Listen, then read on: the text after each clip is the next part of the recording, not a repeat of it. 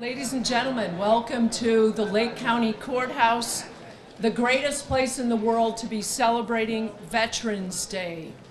And on behalf of the whole courthouse community, I can say for all of us that there is no place we would rather be than with you and being a part of the Veterans History Project. My name is Judge Margaret Mullen. And I'm going to say personally, this event is near and dear to my heart, and let me tell you why. As I look at you and your families, I think of my own father, Private First Class Richard Mullen, who served in World War II in the Marines, and he signed up at age 17, and also of my grandfather, James Leahy. He was born in 1900. And he served in the United States Navy during the Great War. And I remember seeing one picture of him standing on a ship in a Navy uniform as a very young man. This is why I'm here. I think because so many of their generation served, and because neither one of them spoke about their service, that I'm not proud to say that I think I sort of took their service for granted. My point is that being here with you and your families today gives me a chance to show the respect and gratitude that it was unspoken. Not unfelt, but it was unspoken. So thank you for giving me this opportunity. We have 35 veterans being interviewed today, including those who served in World War II and every conflict after. Families, thank you for coming and for marking this special occasion with us and with your veteran. Veterans, thank you for your service, and thank you for coming here today to tell your story. It may have been hard for you to sign up. We find that there is sometimes a little resistance. But I think you're going to leave here feeling really good, knowing that you've done something significant for your descendants, for your fellow Americans, and for those people that you left behind during your service. They can't be here with us to tell their story, but their families, because of the Veterans History Project, will be able to search all of your testimonies for any mention of their loved ones, or the battles, or the theaters in which they served. Your testimony will preserve not just what happened to you, but what happened to others. I know what it would mean to me to see my father or grandfather's name mentioned in the archives of the Veterans History Project. So in short, what you're doing today is a part of history. So welcome, brave soldiers, one and all of you, to this 6th annual Lake County Veterans History Project. Oh, but wait, I have just been advised by Judge Foose that today is November 10, and that is the 242nd anniversary of the establishment of the United States Marine Corps.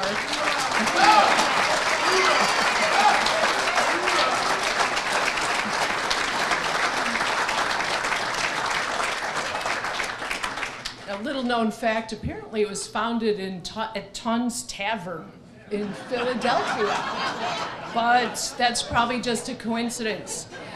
We wish all of the Marines a happy birthday. We have a special recognition of this great event at the end of our ceremony. Speaking of recognitions and rituals, let's start this event right by reflecting upon our love of country and pledging our loyalty to it.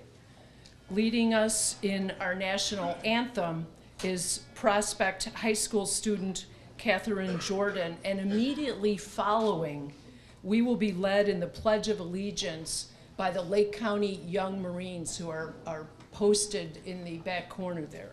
If you are able to stand, please do so. If anyone present is a veteran, regulations do allow you to salute uncovered and not in uniform, so feel free. Ladies and gentlemen, Katie Jordan.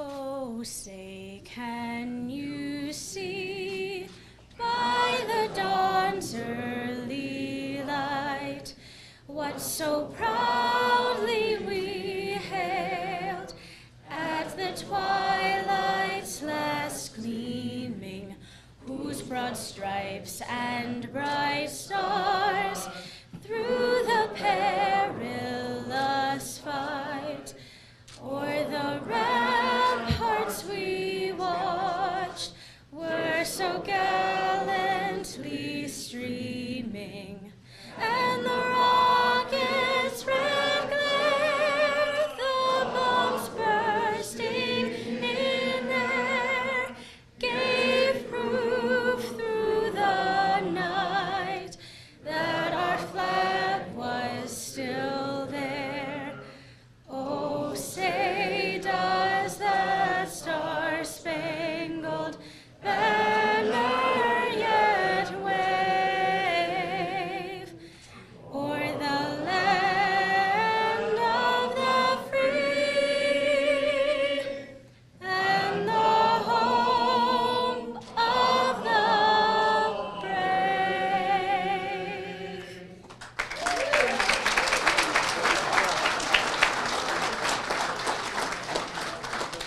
And now the pledge. I pledge allegiance to the flag of the United States of America, and to the republic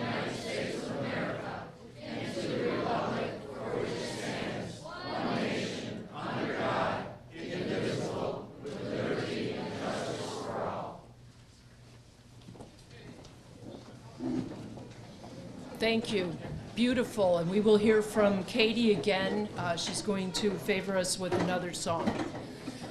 Ladies and gentlemen, obviously the whole Lake County community comes together with the goal of serving you who have served us. And this is our honor. And it is an honor shared by Sheriff Mark Curran. Where is Sheriff Curran?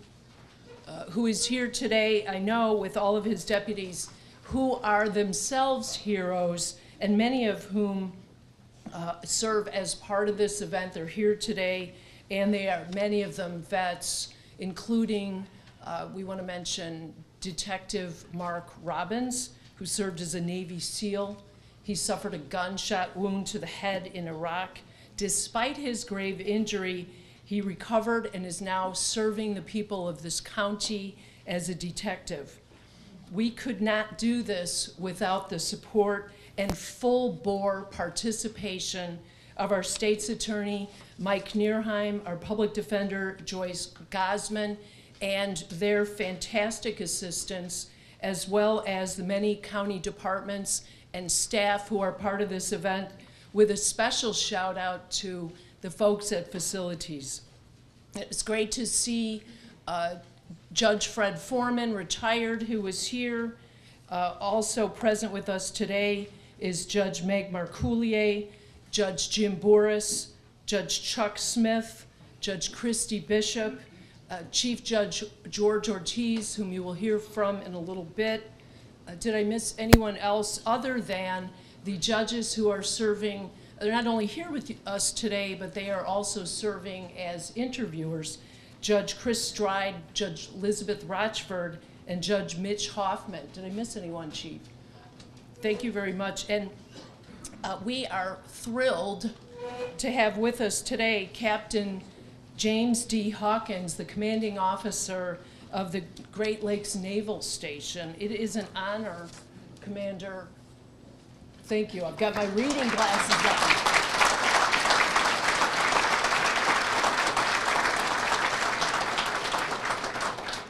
And also present with us today are Lake County Treasurer David Stolman and Lake County Circuit Clerk Aaron Cartwright. Did I miss anyone else? Let's thank you all for coming, elected officials, dignitaries.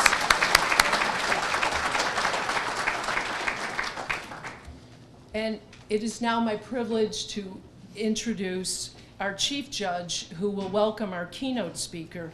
Chief Judge George Ortiz was born in Chicago. He graduated from St. Ignatius, from Loyola University. Yeah, he's a smart one of those smart ones.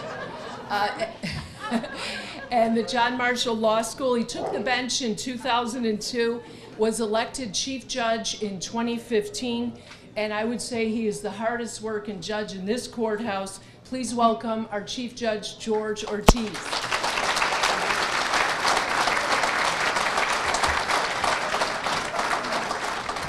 Thank you very much, Judge Mullen, for that very kind introduction. I don't know about being the smartest or the hardest working, but in any event, thank you very much. Good morning and happy Veterans Day. This is an amazing, beautiful, awesome turnout. I am thrilled beyond words. I'm virtually speechless. And on behalf of the entire 19th Judicial Circuit, I welcome and extend our thanks and appreciation to all of our veterans and their families and friends. Let's give them a warm round of applause.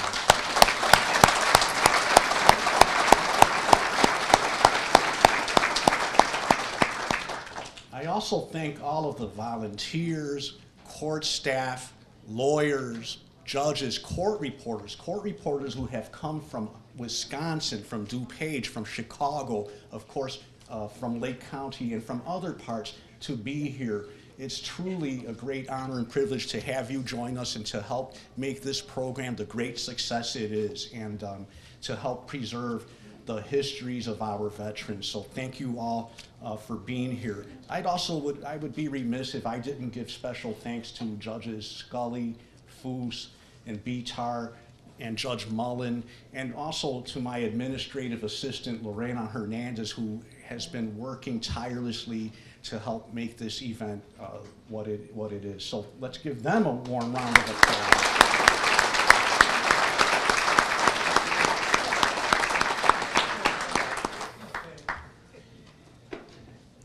North and South Korea have been in the news quite a bit lately, and it seems like actually that's quite a regular occurrence. Ironically, the Korean conflict is sometimes referred to as the Forgotten War.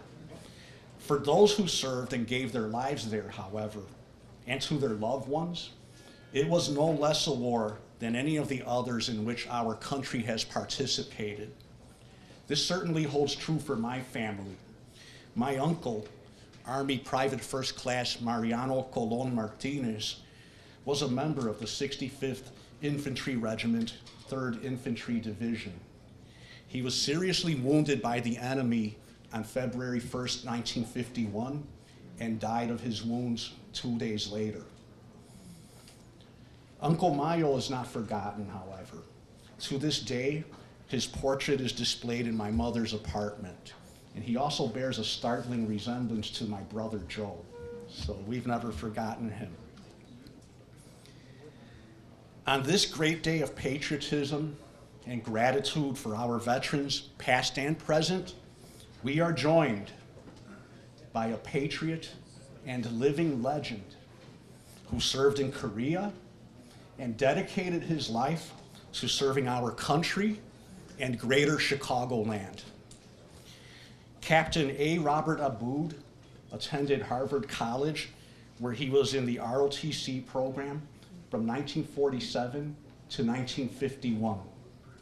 Upon graduation, he was commissioned as a Marine second lieutenant and served in Korea as a platoon leader, company executive officer, and company commander. He was awarded both the Bronze Star and Purple Heart. Captain Aboud attended business and law school at Harvard.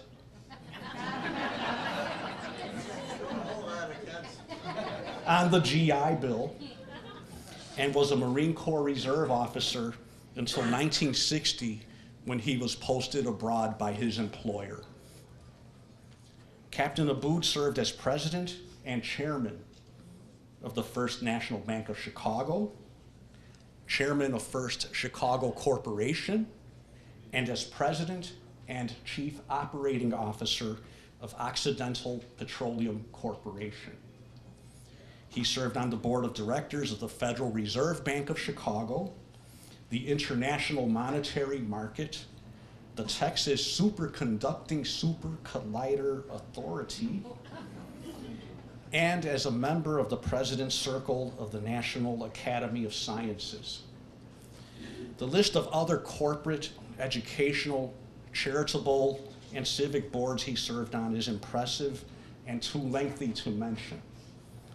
Suffice it to say that Captain A. Robert Aboud's life and career may be summed up in one word: service. And we thank him for his service. And ladies and gentlemen, it is my distinct honor and privilege to introduce Captain A. Robert Aboud.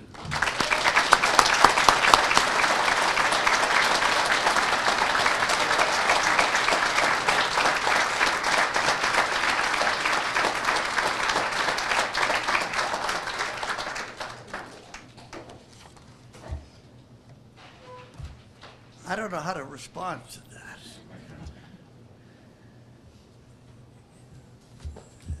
You know, it's a great honor to be here with all of the veterans and their families, because you are the building block for America.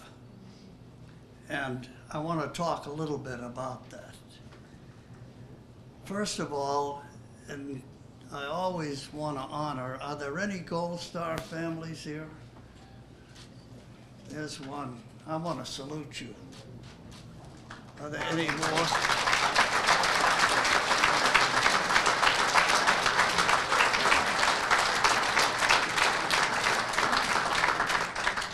The Gold Star families rank at the absolute top of all of those who are deemed patriots in this country.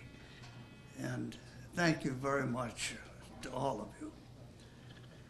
I also have to mention, because I'm a member of the Marine Corps League and the Tri-County Leathernecks that put on the breakfast here, the people who really ruled me, Bruce Johnson, who was the founder of our unit, Chief Warrant Officer. We have Marty Smith, our Commandant. We have Darrell Burkett, who's our Sergeant at Arms, and he was left for dead in Vietnam. They picked him up. They were going to leave him there, and one of the officers said, "No, put him on the chopper," and he came back, and we know he survived because he's here. But these are great. I mean, any Marine Corps officer knows that the people who run the place are basically the warrant officers and the NCOs, and any officer who doesn't take orders from them. I see a sergeant in dress blues right there. Marine Corps, God bless you. Yeah. Well, let me get on with my assignment here. It really is an honor to be here with you and to pay tribute to those who are doing public service. I mean, I've met the judges here, and thank you very much for organizing this. Thank you, Chief Judge Ortiz. And thank you for the sheriff. Thank you for the sheriff's people who are here with them. You are all dedicated to not only our country, but, and this is very important, you're also dedicated to our state and to our community and to the local community. And remember, the local communities are the building blocks of the state. That's where the roots are, and you're very important in really building that. But the veterans are something very special. The veterans I want to underscore a key tribute, which I think a gentleman that I admired very much, Senator Miller from Georgia, Zell Miller, and I want to quote from what he said because I think this is really what it's all about. It is the soldier, not the reporter, who has given us the freedom of the press. It is the soldier, not the poet, who has given us freedom of speech. It is the soldier, not the agitator, who has given us the freedom to protest. It is the soldier who salutes the flag, serves beneath the flag, whose coffin is draped by the flag, and who gives that protester the freedom to abuse and burn that flag. Now, any that might question this absolute truth, just ask the victims of ISIS. Ask the Yazidis who were saved in Syria. Ask the survivors of the genocide of the lands conquered by ISIS. Ask the women and the young girls who were captured and sold as slaves. Now, I'm proud to be a former Marine officer. As Judge Ortiz indicated, I was lucky enough to be accepted in the NROTC program in college. I could not have afforded to go to college if it weren't for the NROTC program. They paid for my tuition and my books. During that time, one of the requirements was that you had to serve in the summers between freshman and sophomore and junior and senior years. And I had 3 90-day tours of duty. The first one was on the USS Macon in the Mediterranean. This is a heavy cruiser with 8-inch guns. It was terrific.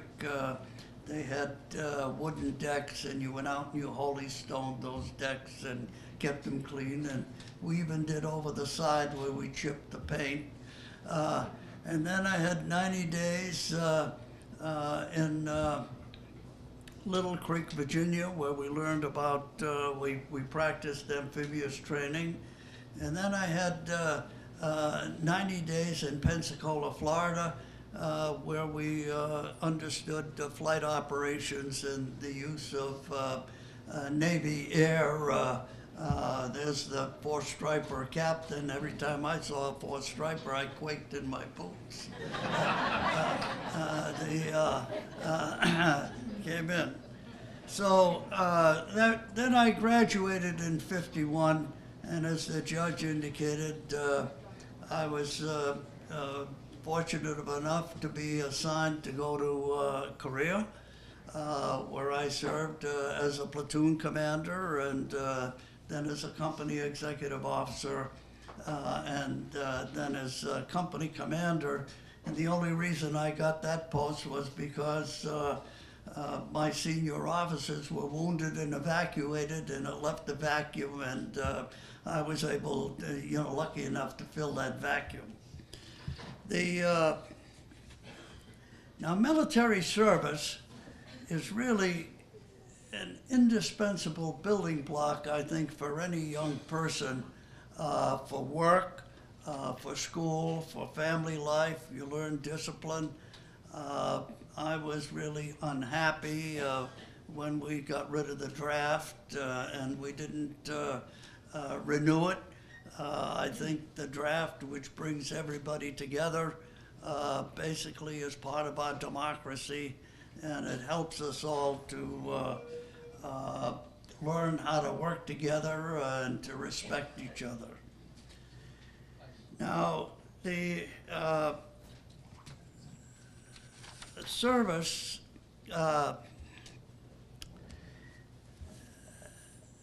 after Korea, I remained in the reserves, and I almost, and I went to work. I almost went to Beirut in 1958 when the barracks was blown up out there. And the headquarters Marine Corps called me and they said, you know, you're one of the few officers we have that understands some Arabic, and so get ready to go. And I said, you know, I've just got a new job and a family, and I mean, if there's a real conflict, I'm happy to go, but if I'm just going to go teach patrolling or something, you know. Well, he called me up the next day. He said, you can relax. They greeted our troops coming in there in bikinis and were handing out Cokes. And so I was freed on that. Now, our military service personnel are many and varied. They're all races, they're all colors, they're all religions, some are agnostics, and they're all genders. And anybody here, all the veterans here understand this, that when you're in combat, you really don't care. You don't care what religion they are, you don't care what color they are, you don't care what gender they are, you don't care what race they are. The question is that group going to take that hill and hold that post? Is that group over there going to come out and save you? Now, the troops serve honorably and selflessly. They serve in the Army, the Navy, the Air Force, the Marine Corps, the Coast Guard, Special Forces, and the SEALs. And I think we have a SEAL with us here today. They successfully fulfill any mission assigned. Any mission assigned. They go anywhere they're directed. They endure absence from family, from country. They go for extended periods. Unfortunately now we have these rotations over and over again. It bothers me greatly that we do that because we don't have enough troops to basically handle it properly. The troops place their lives in peril without hesitation, and tragically, some of them give their lives. And the one thing that I think all veterans feel and feel deeply in their heart are those comrades that they lost. And you never forget them. You never forget them, and you never forget the situation where they were wounded and where they were lost. Now, George Washington understood the sacrifice and the importance of veterans. He understood that the Republic, to survive, needed to treat its veterans properly. He fought with the Continental Congress to get veterans benefits. And the Continental Congress, which was meeting in Philadelphia at that time, it's very political. And after a long and bitter struggle with them, he finally prevailed, and he got them half pay for life. At first, they only gave that half pay for life for the enlisted men. He wasn't content with that. He went back and he fought again, and he finally got the officers included too. These were the men that fought with him throughout the war. Now, when he left office, he gave advice to the nation. And I want to read what he said. He said, "The willingness with which our young people are likely to serve in any war, no matter how justified, shall be directly proportional to how they perceive that the veterans of earlier wars were treated and appreciated by their nation. You veterans here today will memorialize your story to the recorders who are going to take your story." Now, this is very important for the country. Remember, the history, our military history, is the history of one person multiplied by the millions who've served. It's a building block. And each one of you Your history is important. And it's important, if you can, to find any memorabilia that you have, to give it to the recorder and to have it recorded, because succeeding generations have to understand exactly how they got the benefits that they're enjoying. And unfortunately, at this time, we only have less than 1% of the population serving in the military. And of that less than 1%, roughly a third of them are either foreign born or first generation. And we've got to do better than that. We've got to do better than that. We can't have 1% defending the country and the rest of the country not understanding that we're even at war, and we've been at war for 17 years. Now, my wife and I have a second home in Massachusetts. It's the old New Salem Academy where her family went to school back in the 1800s. And on the wall, we have framed a letter, a handwritten letter from her Uncle Myron from the Civil War, and it was in the Battle of Chancellorsville. And we've got it framed up there, and we've deciphered it, and I'd like to read it because, to me, it indicates what sacrifice young people have when they go to war. I'm going to read the letter. It says, "Dear brother," and this is Chancellorsville, Virginia, May 14, 1863. "Having a little time, I thought I would write a few lines and then send them when I had a chance. You, of course, have heard of this great battle that is going on and probably know better what is going on down to the center on the front than I do. I will write but little about it. Our right commenced the fight last week, Thursday, and it's been raging ever since. We commenced skirmishing early in the morning and kept at it until noon. Our right held a whole division in check. It was in the woods all the way, so they could not tell how many there were of us, for they would have taken every man. We were dismounted, and our horses were 2 miles in the rear, and the Rebs, the Confederates, were regular infantry. I could run 8 rods to our defense, but they were afraid that we had a big reserve, and they thought there were more fighting than there was, for we all had Spencer repeating carbines, they and 7 shooters. The whole 7 shots can be put in quicker than you can load a musket. Then you can shoot them as fast as a revolver. They drove us about 3 miles, but it took them all the forenoon to do it. Just as they were making their last charge, the infantry came up and filed off into the woods and met them. There was terrible fighting there for a few minutes. Then it slackened a little and then commenced again right up all the afternoon and nearly all night all along the line. I suppose it was as hard musketry fire as was ever heard. It was a continuous roar like heavy thunder.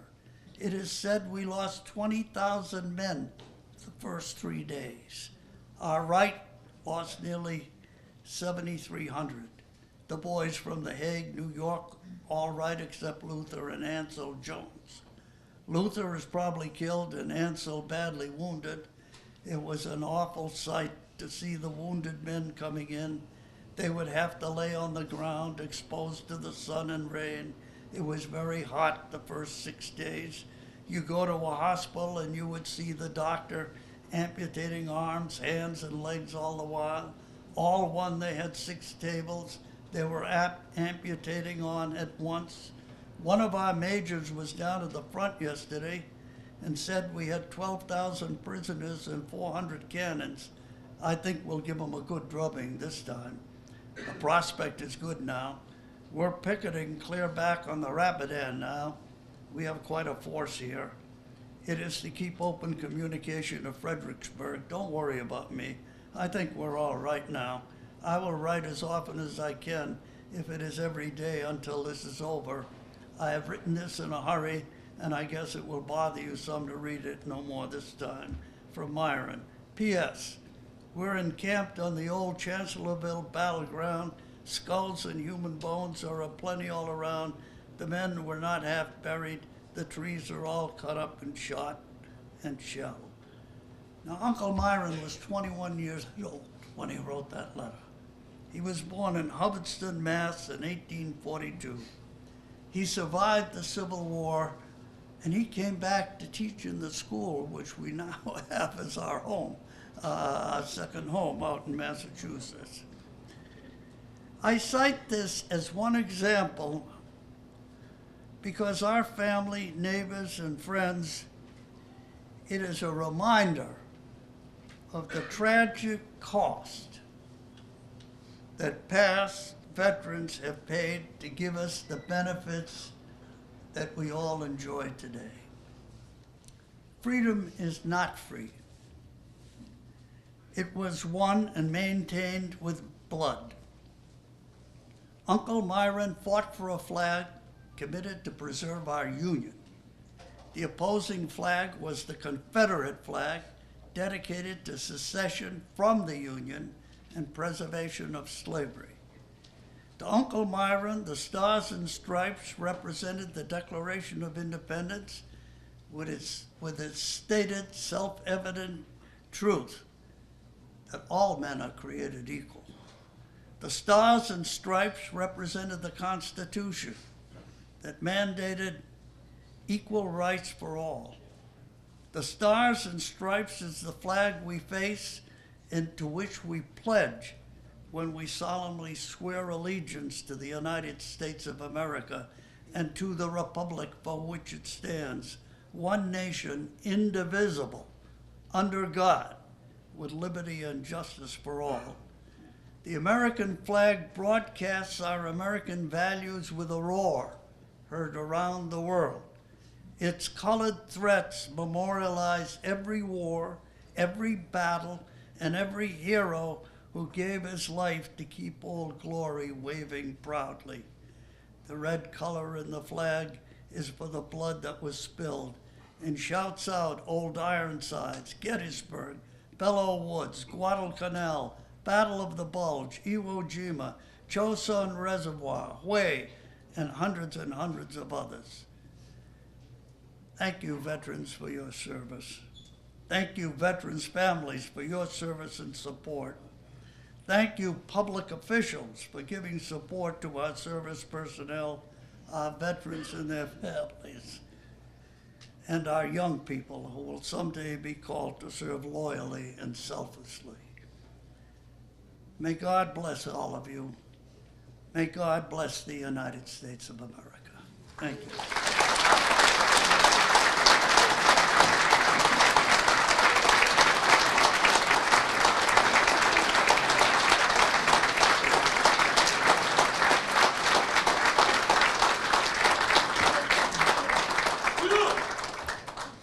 Thank you, Captain Aboud. That was beautiful, and you have given us the context for this event and inspired us to keep on doing it. Obviously, this great team is assembled to pull together this event, and our 6th annual Veterans History Project is hosted by the County of Lake, the 19th Judicial Circuit, the Lake County Bar Association, the Lake County Bar Foundation, and a great number of volunteers and supporters, many of whom, but not all, are listed in the program. And the chief mentioned that court reporters from all across the region, many of them come back year after year, are here to serve at no charge and create a transcript for the archives and for you veterans. But let's also mention that the interviewers, and it's an interview format, and they're all attorneys who could be doing something else today, enjoying a court holiday or working. They are private attorneys from the private bar, assistant state's attorneys, assistant public defenders, and many of them are veterans themselves. The hot breakfast, which is on the chow line, it includes the finest SOS you have ever eaten. It's being provided by the Tri-County Marine Corps League and the Young Marines, many of whom have been slaving over a hot cook stove since dark 30 this morning. And the rest of the food is provided by the Lake County Bar Foundation and many others. You see military memorabilia on tables. This is provided by Paula Protein, who is here, and also Colonel B.J. Carroll. Thank you, B.J., retired Army Colonel, and thank you, Paula, for bringing your things to show us. Have you ever heard of Lake County Honor Flight? Because Paula Carbolito is here and representative of Honor Flight, and for those of you who are World War II, Korean War, or Vietnam veteran, you have the opportunity to go on an honor flight, and we encourage you to think about it. And please feel free to talk to Paula while you're here. We also want to acknowledge, as Captain Abu did, the presence of our Gold Star families. And Joni Neal and Ellen DeMock are both here. They lost sons in the recent action in the Middle East. Kirk Morris is serving breakfast here today. His son died in Iraq. Arlene Lawley's husband was killed in action on a river in Vietnam in December 1969. Robert and Sandra Oxner's son passed away while serving in Afghanistan. Mr. and Mrs. Oxner are both veterans themselves. They will be sharing their history today. We know, ladies and gentlemen of the Gold Star families, that your sacrifice is ongoing, and we thank you for being with us today.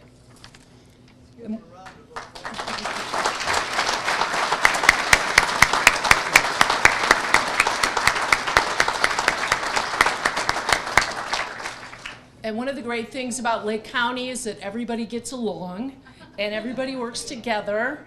And obviously the Veterans History Project is an example of that. Both the Bar Association and its charitable arm, the Bar Foundation, are extremely supportive of this event, both financially and otherwise. And I would like to ask our Bar President, Jennifer Howe, and the President of the Bar Foundation, Jeff Berman, to step forward and say a couple of words to acknowledge our veterans. Welcome.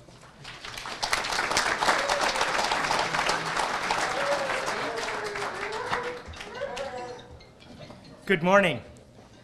I want to thank the judges of the 19th Judicial Circuit and everyone involved in this event for inviting me to speak.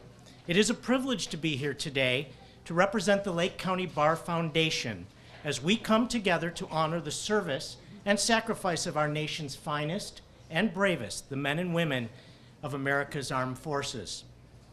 Having courageously secured our country's freedom and advanced its interests in the world, you have earned our deepest gratitude. For most of us, Veterans Day is a day to give thanks. Few in our society have seen the face of war. Less than 1% of eligible Americans have served or currently are serving. In many ways, this is the greatest of blessings. But it means that relatively few veterans form our society's only living memory of the costs and harsh realities of war. I firmly believe that we have a sacred responsibility to help share that knowledge with our neighbors and with future generations.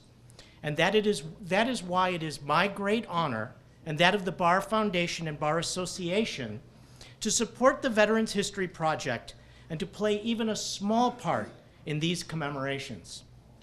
To all of our veterans, to all who have served, I send a simple yet heartfelt message. Thank you. Thank you for your unwavering service in peacetime and in war, here in this nation and throughout the world. For those soldiers who have stood guard in peacetime, for those who have seen the terror, horror, and inhumanity of combat, and for those who have made the ultimate sacrifice, may we always be humbly grateful to those brave patriots who have suffered and sacrificed to protect our nation and preserve the freedom of all Americans. Thank you. Thank you for being here.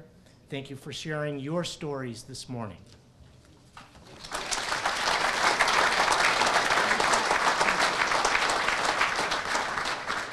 And speaking of gratitude, I would like to acknowledge the co-chairs of this event, who are not only three of the finest judges in this circuit, but they are three of the finest men in this community, and any community would be grateful to have them. I'm going to ask them to raise their hands. Judge Mike Beachar, Judge Mike Foose, and Judge John Scully.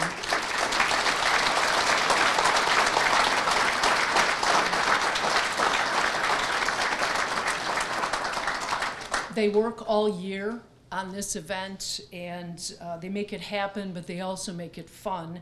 They're not alone in this, and there's a team in the courthouse, and the chief mentioned Lorena Hernandez, who was here at 7:30 when I left last night, and here at 6:59 with a bunch of other court staff here to make this breakfast happen. There's a lot of moving parts, and but these guys are the glue that hold us together, so thank you. A bit of business as we're wrapping up. We have with us today Rose Gray and Robin McGarricle of Court Services. Now, they're both tough probation officers, but ironically, they're also quilters. So their quilt of valor is over there, and we need, I was gonna ask, but I guess I'm gonna tell. We need you to go and sign that quilt and fill up a space for us. And then the quilts, there's one from other veterans' history projects hung there. We basically have every veteran in the courthouse sign it, as well as any participant in the Veterans History Project. So please don't be left out. And now, enough about us, and I want you to know a little bit about each other. Some of this information is in the program on your table, and I'm just going to highlight, and let me add, veterans, that when you go to the room, your family and supporters are welcome to join you if that's your wish. So that's up to you. Take whatever food and drink you would like. And we've got a couple of items left on our program, but really important is the photograph that we're going to take of all of you. We're blessed to have Ralph Greenslade here, who's a great supporter of this event. He takes extraordinary pictures. We can't do this without you. So remember, before you go to the room, you will be joined. You'll have a group photo, and that's going to be part of your memories for this event. So our veterans this year, we have already heard from Captain Abood, but let me make official that he was a Marine Corps infantry officer in the Korean War, wounded in action. He received the Purple Heart and the Bronze Star for valor. William Arthur Barcal Jr. is with us. He is a 10-year veteran of the United States Navy. He served in the Korean War and gave his service as a aviation machinist with the USS Chloris. John Becker, Vietnam veteran, is with us. He is a warrant officer from the United States Army, helicopter pilot who was served at the Tet Offensive and received many decorations. Edward Berthold, World War II, United States Army Air Corps, First Lieutenant. He flew 35 missions, including on D-Day, and received the Distinguished Flying Cross. Ken Bruner is here, also a World War II veteran. In the United States Army, he saw action in the South Pacific, including at Okinawa, and was then on to Korea to free prisoners of war. Maria Berger is with us today. She served in the United States Army. She's a 1995 West Point graduate. She was a major in the 101st Airborne, 10th Mountain Division, and saw action in Afghanistan and Uzbekistan, and she has also been decorated. Arthur Capra, United States Navy in the Merchant Marines, is with us. He served in World War II as a seaman, second class, on the USS Randolph, and saw action in the waters around France, England, and Belgium. Herbert Leonard Cohen is here. He is a United States Navy veteran of World War II. He signed up for a second enlistment that ended in November 1954 during the Korean War. Audrey Jean Corbett, a Korean War United States Marine Corps veteran, is here today. She was a corporal. She met her spouse in the Marine Corps and also served her duties stateside. Patrick Corbett Jr. is here. He was a sergeant in the Korean War in the United States Marine Corps, and he met Jean there, as I think we put together. He also served stateside. Robert Curry Jr. is a United States Navy veteran who served as a torpedo man in World War II aboard the United States Skate, which is a submarine. During the Pacific, the Skate saw intense combat.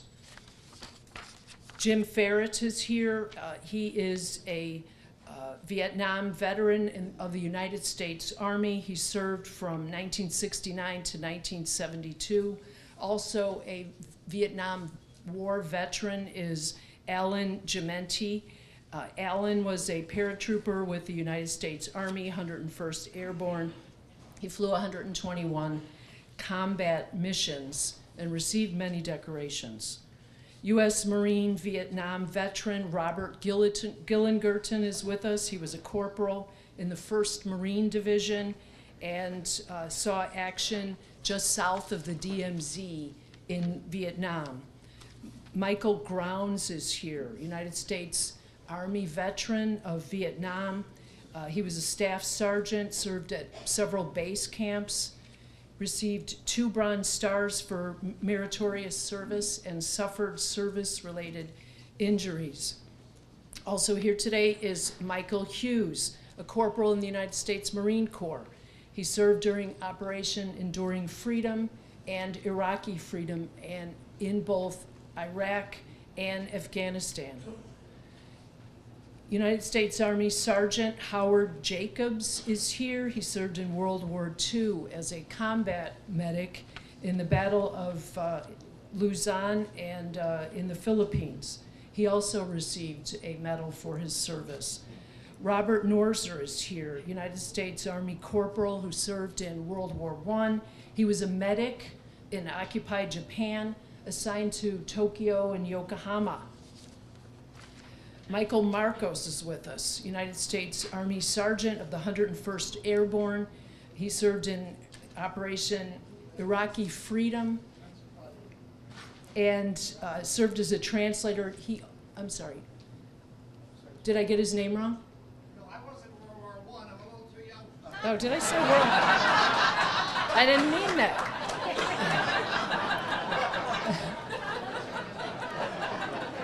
Thank you.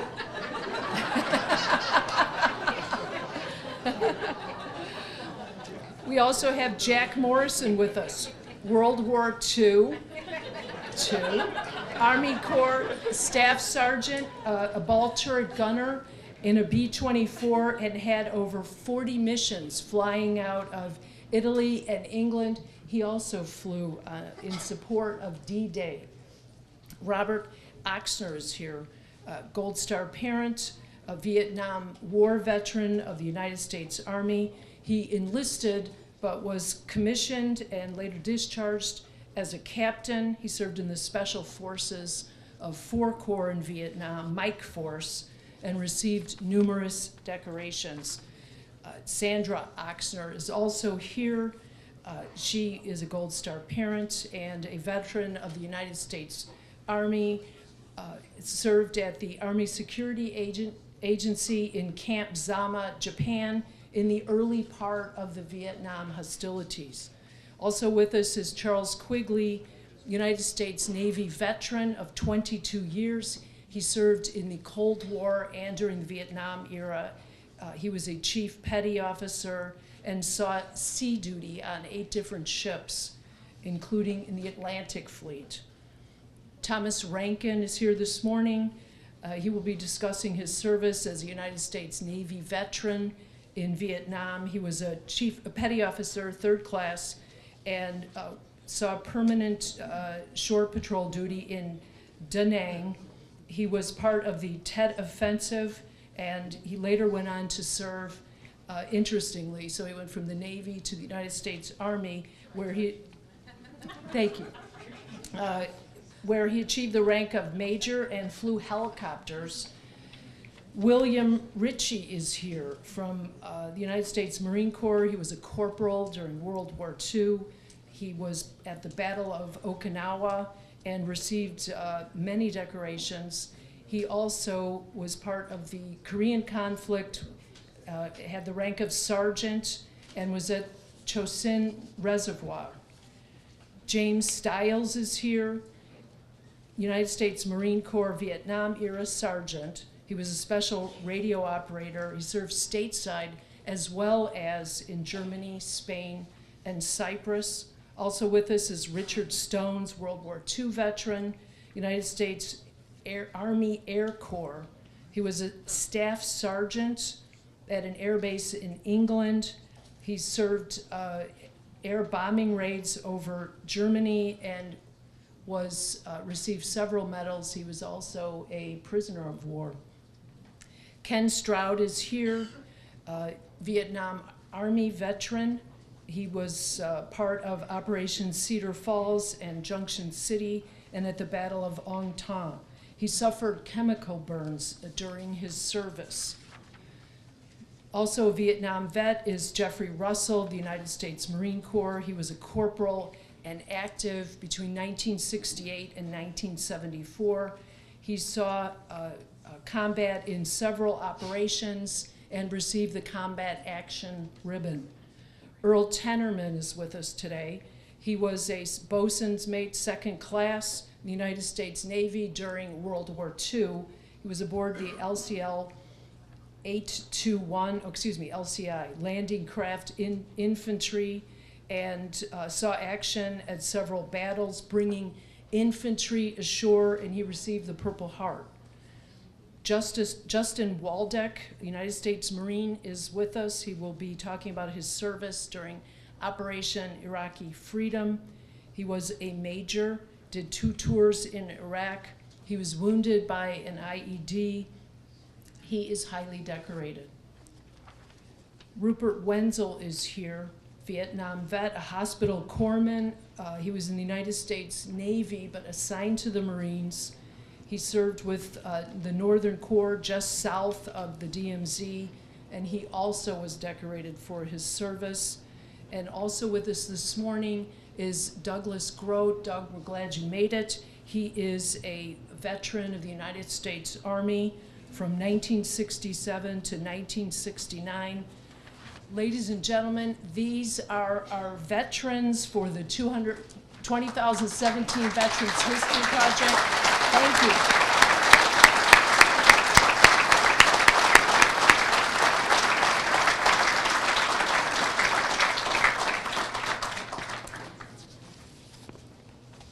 Now, did I mention a birthday? I think I did. And if this is a good time, we will, they are here. We are proud to have with us, and Lake County is proud to have as part of the rich fabric of our community, a United States Marine Corps veteran who is also the executive director of the NICASA, which is a fantastic substance abuse treatment agency. And Bruce Johnson is here to explain to us the tradition of the United States Marine Corps around their birthday. Would you please welcome Bruce Johnson?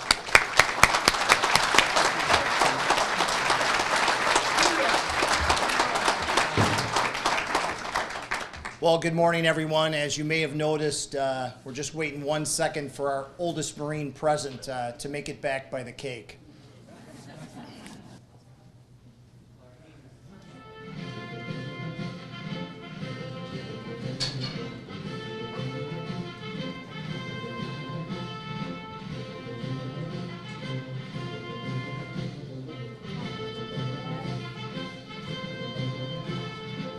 Perfect, right there.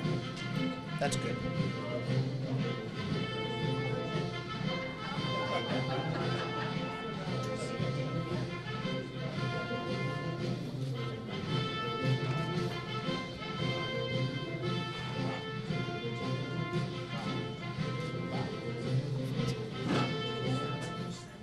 Ladies and gentlemen, it is customary at Marine Corps birthday celebrations worldwide for Marines to cut a traditional cake in celebration of the birth of our illustrious Corps. Conducting the cake cutting ceremony today is Major Daniel Lacani with Weapons Company, 2nd Battalion, 24th Marines. The first piece today is going to be given to the guest of honor. And today, you've met our guest of honor, Captain A. Robert Aboud.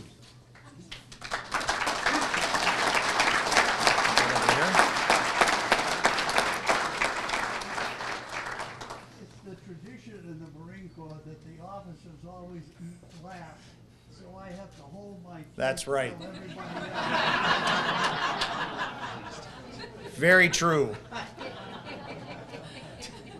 The next piece is given to the oldest and youngest Marines present, symbolizing the experience and the youthful spirit that are hallmarks of our Corps.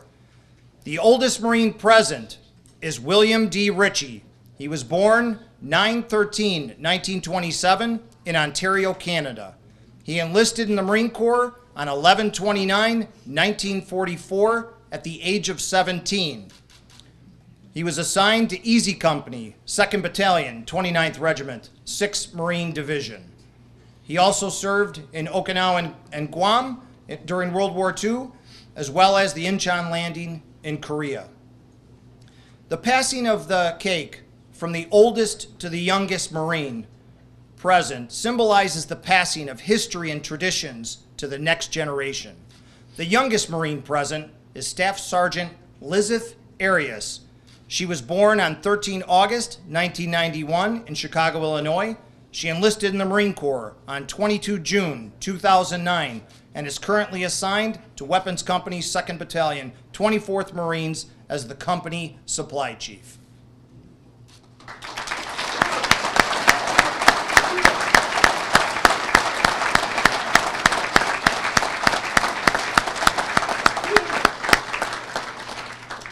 We appreciate that you allowed us to celebrate our 242nd birthday, and don't we Marines look good?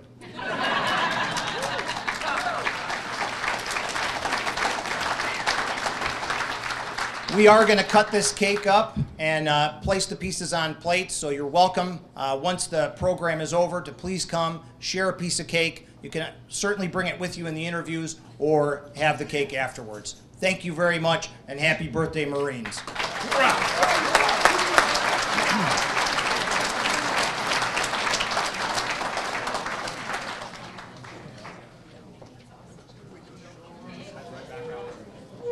Thank you, Bruce. Thank you, Marines. My bad, ladies and gentlemen, I missed a very special guest of honor. With us today in the white hat is Casey Kuklinski, a World War II Navy veteran who was part of the 102nd Bomber Squadron. Thank you for being with us today.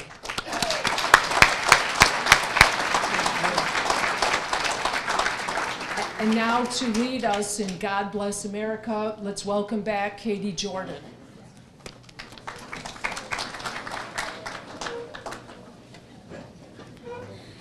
God bless America, land that I love.